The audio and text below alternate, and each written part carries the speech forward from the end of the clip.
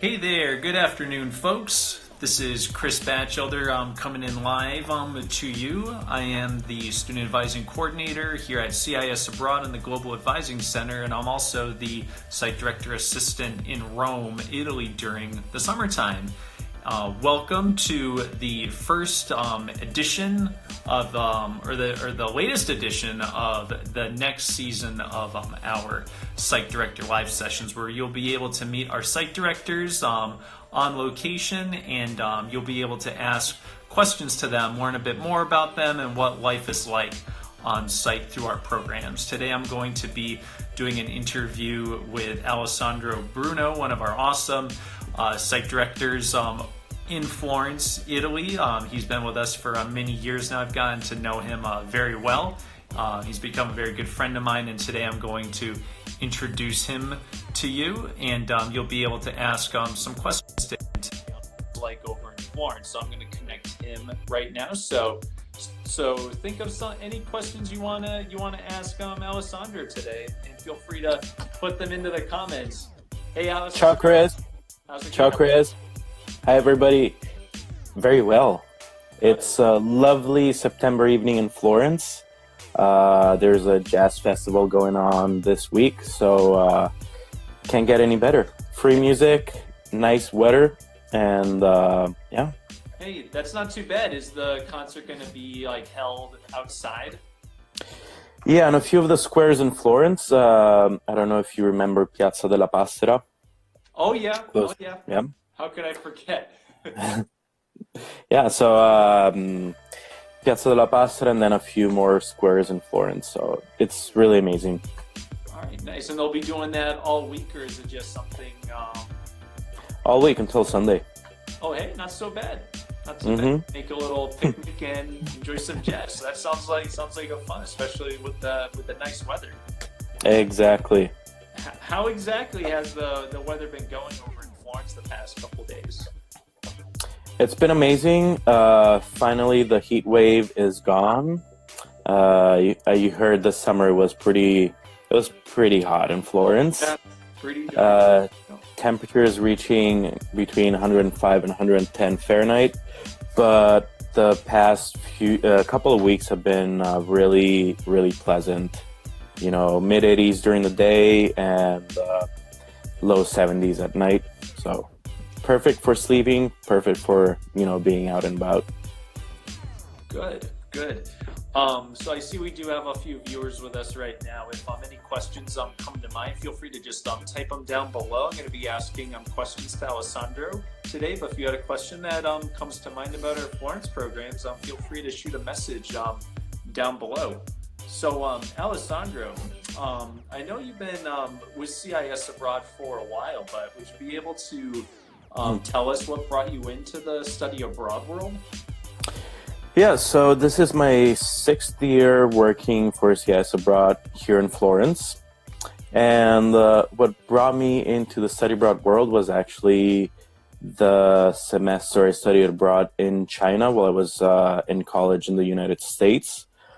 It was really a fantastic experience, and still today I keep in touch with my fellow program students, and also my site director. So it was really amazing. It was an incredible experience. I would say almost life-changing.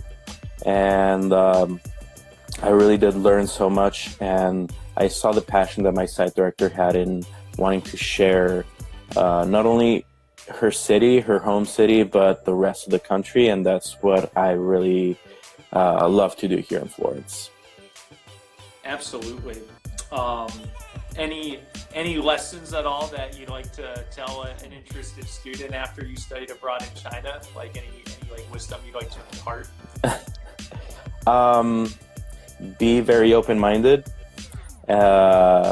Think in a positive way, and leave any prejudice behind, because this world is very different, and that's what makes it beautiful.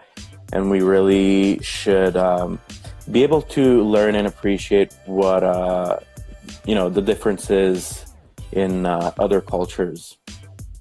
So difference is really beautiful, and it is can be life-changing. It's really amazing. Yeah, absolutely. Whole wide world out there with lots of plenty of things to see, good food to eat. Florence being a fantastic place to do all those things too. Exactly. So we went over a bit about like the upcoming events with the with jazz this week. I know a question that comes up quite a bit. It looks like we have a question from Mount Global Group. Ciao, Chiara. Looking to do his study abroad bachelor's degree in education. Weebo, if you were to send a quick text message over to 877-617-9090, my colleagues in the Global Advising Center would be happy to point you in the right direction for that. So once again, that's 877-617-9090. And the advisors are currently looking at text messages in there right now for instant advice. Wonderful. If you want that. So just let me. Apartments. So the apartments we have here in Florence are in buildings where other Italians live. So our students live. They have Italian neighbors, people that have very Italian lives. So they're usually, the bedrooms can be doubles, triples, or singles. Apartments are between 25, I'd say the maximum is 25 minutes away from the main campus of FUA, walking. Everything is walking here in Florence. The city center is really small. You can cross it in about 40 to 45 minutes from the north side to the south side and east and west. And that's one of the preferred ways of getting around town of all Florentines. So it's a wonderful experience to be able to walk to school from class. And Florence, you've studied in Florence, so you know that it's basically like walking in an open air museum. Yeah. And another tip that I want to give students or future students that are coming here is to make sure that they're not staring at their phone or looking at the sidewalk, but just like look up. There's so many interesting things in town, and so many famous people that have lived and worked in Florence, and you can see all these plaques on the buildings. So it's really cool. Yeah, and learn something every day. I probably should have mentioned that in the start, that I actually studied abroad myself back in 2011. Had an incredible experience. Florence is definitely it's a solid study abroad location. Can fit just about like any kind of personality, whether you're a city person or someone who's like grown up like in like the country. For instance, with Tuscany, like right outside, but Florence, it never came off to me as being like an overwhelming location. Like it's not like New York City, for instance. It's very comfortable, cozy. Yeah. But I want to give a shout out, Chris, to my fantastic colleague Chiara Salvi, who is the assistant site director for Florence. I saw that she joined a few minutes ago, and she is also part of the team here in Florence, an amazing person. She was born in Florence, studied photography in London, lived there for 5 years, then moved to Australia where she taught Italian to kids. I think it was in maybe elementary school. Traveled through New Zealand, lived in Milan, and she just got back to Italy last December, and she's been working with me since then. So, ciao Chiara. Ciao Chiara, and she's been a huge help as well during the summertime. Absolutely. I wanted to ask you, Alessandro, are there any particular like tasks on site that you handle yourself and Chiara does in particular, or is it like a shared sort of? We do share a lot of the work. We have this very good balance and very good understanding of who does what, and we're also very flexible, so that really helps. Yeah, because with so many more participants on site in Florence right now, it's really helpful. That Chiara is there, given that Exactly. So thank you again, Chiara, for all your work that you do. We really appreciate it. So when students can walk to class or walk on campus, say they do their course and they want to do something in their free time, are there any like organizations or clubs, for instance, that students can get involved with? Absolutely. FUA offers really a wealth of both activities, extracurricular activities, and clubs. So just to mention a few, one is it's called ChatPal, where basically study abroad students from the United States they sign up for this program and they get paired with local Italian students and young people who want to improve their English. And so if you're interested in improving your Italian and getting to know a local Florentine and really also I would say immersing yourself into the Florentine and Italian culture, then it's a really amazing experience. Then we have the Family Club, which is basically, I would say, the cool version of a homestay. So our students get paired with local families who, of course, do speak Italian and English. Yeah. So our students can spend, let's say, 2 hours, 2 to 4 hours a week with the family, maybe on the weekend or during the week where you can go and have dinner with family. But I've seen that there's been like really strong bonds that have been created between students and the local families that they've been paired with, that they've come back maybe a year later, 2 years later to visit the family, surprise visits for the host mom, tears of joy and all of that. So it was really, really cool. Yeah. And, you get to have the experience of maybe having Nonna's lunch on Sunday. Yeah, you definitely want Nonna's lunch for sure. Alessandro, Exactly. I definitely agree with you that meeting locals is definitely a really great way to have one study abroad experience blossom for while they're there, making it truly memorable and groundbreaking. We have a couple questions that I'd love to ask you. We have a couple from Emma SD. I'm going to post one here on the screen. Has a student ever moved to Italy after they finished the program? I think that's a really good question. Yes.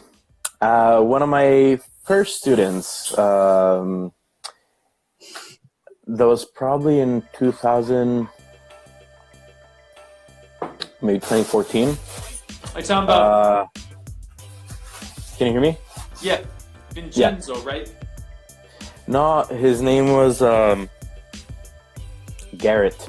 So he came to Florence and he did the program through FUA, and he ended up going back to the States after the program ended, then came back, decided to go and get I think it was a master's in photography or digital arts through FUA. And he's just been in Italy ever since.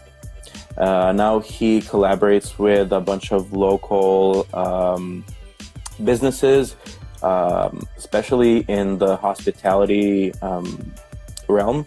So he designs menus, he designs some of the interior for some of these new places that are opening up. And it was just like such an incredible transformation. He was a kid that was very naive when he came to Florence, and now he's just a local. It's so cool that I see him almost on a regular basis just around Florence. It happens. Italy can oftentimes be a black hole where it just like sucks you in like occasionally. You just gotta let yourself go into it. Exactly. I'm speaking from experience. So Emma's second question was, how long can you study abroad for in this program? I think there's a few options for Florence. Yeah, it can be a minimum of 3 weeks during the summer or during the January term, or you can do a spring or fall semester, which is about 3.5 months. Or I think there's also a possibility of doing a year-long program, but I think you do have to go back to the States in order to renew your visa, or that's more of a technical question. But yeah, I mean, there's lots of possibilities. Yeah. And if any other questions come up, folks, feel free to leave a comment down below. We got Alessandro for a little while now, and he'd love to answer some of your questions about Florence, life in Italy, easy places to go from Italy. I think he may have gotten a phone call at the moment. So here's Alessandro again right now. We'll get him back on. So we were talking about spring breaks during the spring, and different options that students can do during that time. There's some vacation time that students can take advantage of, right Alessandro?